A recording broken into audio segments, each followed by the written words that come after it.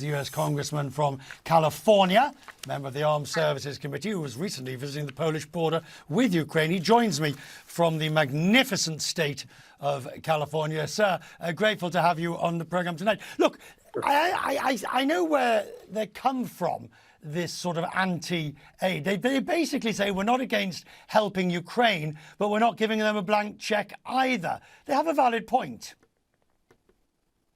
Well, they've never had a blank check. These folks that are, I don't know, mouthing off right now, really don't care to understand. They've never had a blank check. Each and every one of the appropriations is very, very carefully analyzed. Often they find these same people are complaining that we're not sending enough equipment fast enough. The reality is that the equipment is being sent forward as needed and as can be used usefully by the Ukrainians. That is, they're properly trained, they can properly maintain the equipment and use it at the battlefield. What we did on our journey just a week ago was to check it out, to make sure that the equipment was getting through, that the munitions were getting through, the artillery and all of the other. And in fact, they are, from the arsenals in the United States all the way to Ukraine. So the way forward now, for example, today, the British Prime Minister, Rishi Sunak, has been talking about basically taking a quantum leap forward, providing Ukraine with armaments and weaponry that's just going to knock this thing on the head once and for all. Eventually, you're going to have the question of planes. You're going to have the question of much greater military issuance. Are you prepared to go there? Well, step by step, that's exactly what's been happening. And take a look at the success that the Ukrainians have had from the very beginning of this. It was the missiles, the Javelin missiles, the Stinger missiles, that really, together with a well-trained, well-prepared Ukrainian army, which NATO and particularly the United States National Guard have been training the Ukrainians from 2014, they used that to great effect. And as the war has proceeded, the equipment has flown into Ukraine, not only from the United States, but also from the United Kingdom and the NATO countries, as could be useful at that particular junction of the war.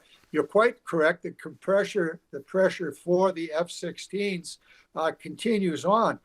However, in the Eastern European and NATO countries, there are still Soviet Union MiGs that are available and would be moved forward when those countries feel that they have the backup, that is new, more modern planes being available. So yes, and by the way, the tanks are flowing in too.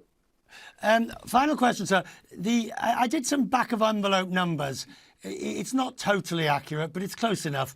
The US has provided about $77 billion worth of aid in an economy worth $23.2 trillion. So it's less than 0.2%, probably 0.15. Do you think this is an argument you need to make to the American people who maybe hear these very large numbers and think actually this is extremely deleterious to the US economy? In actual fact, it's not even the rounding error.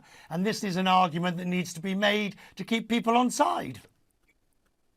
I'm going to record what you said, and I'm going to play it instead of my own words. It could not be more accurate. This is not even a rounding error.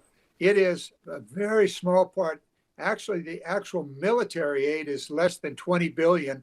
Other aid is certainly to deal with the refugee issues as well as to provide direct support to the Ukrainian economy.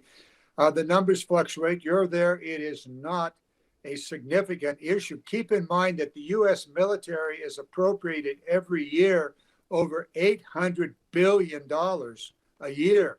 And so for the U.S. military, the 18 billion, 17 billion of military is very, very small, although it is very, very important equipment because it is our munition stock.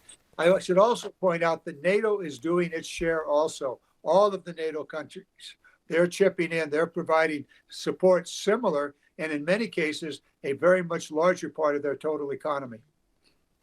Sir, I'm grateful for your time. We will talk more as this progresses and as your schedule allows. Thank you, sir, for joining us tonight.